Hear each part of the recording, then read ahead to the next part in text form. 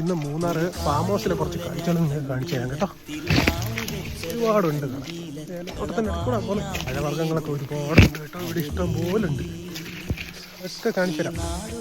ഇത് നമ്മുടെ dragon fruit. Dragon fruit എന്നുള്ളത് ചൈന പേരായതുകൊണ്ട് ഇതിനെ ഇപ്പോൾ കമലം എന്ന് പറഞ്ഞ് മാറ്റിയിട്ടുണ്ട് പേര്. ഇതാണ് അബിയോ. നിങ്ങളിൽ എത്ര പേര് കണ്ടിട്ടുണ്ടെന്ന് എനിക്കറിയില്ല, പക്ഷേ കിട്ടില്ല ഫ്രൂട്ടാണ് കേട്ടോ. ഇത് ഇങ്ങനെ രണ്ടാക്കി മുറിച്ചിട്ട് ഐസ്ക്രീം പോലെ കോരി കഴിക്കുക ഒരു സ്പൂൺ വെച്ചിട്ട്.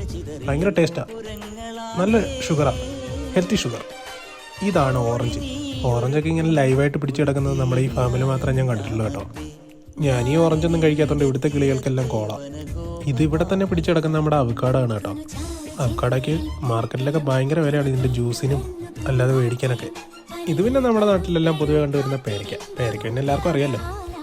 ഇത് ബ്രസീലിയൻ ഓറഞ്ച്. നല്ല പുളിയാണ് കേട്ടോ, പക്ഷേ പുളി പല്ലിന് നല്ലതാണ്. നമ്മുടെ പല്ലുകളെല്ലാം നല്ല രീതിയിൽ വൃത്തിയാക്കുമെന്നാണ് പറയുന്നത്. ഇത് സുറിനാം ചെറി എന്ന് പറയും. ഇതിൻ്റെ ടേസ്റ്റ് ഒരു പ്രത്യേക ടേസ്റ്റ് കേട്ടോ. ഒരു മധുരവും പിന്നെ ചെറിയ രീതിയിലൊരു കയ്പം വരും. കഴിക്കാനൊക്കെ നല്ല രസം കേട്ടോ.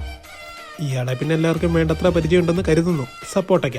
ഇയാളെ പിന്നെ കണ്ടപ്പോഴേ എല്ലാവർക്കും മനസ്സിലായി കാണുമെന്ന് വിചാരിക്കുന്നു. നമ്മുടെ സ്വന്തം ചെറുനാരഞ്ഞ ഇവിടെ ഉണ്ടായതുകൊണ്ട് പുറത്തുനിന്ന് ലൈം ജ്യൂസ് മേടിച്ച് കുടിക്കേണ്ട കാര്യമില്ല.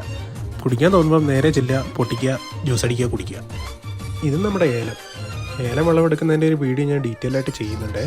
ഈ ചെടികളും ഫ്രൂട്ട്സും ഇങ്ങനെ ഹെൽത്തി ആയിട്ട് നിൽക്കാനുള്ള കാരണം ദൈവരാണ് കേട്ടോ. സാഫ്, കരാട്ടെ, എക്കലൂസ്, പിന്നെ നമ്മുടെ വേപ്പെണ്ണ. ഇവരെ 4 പേരെയും കൂടെ കൃത്യമായിട്ടുള്ള ഒരളവിൽ വെള്ളത്തിൽ മിക്സ് ചെയ്ത് നമ്മൾ ചെടിയിൽ സ്പ്രേ ചെയ്യും.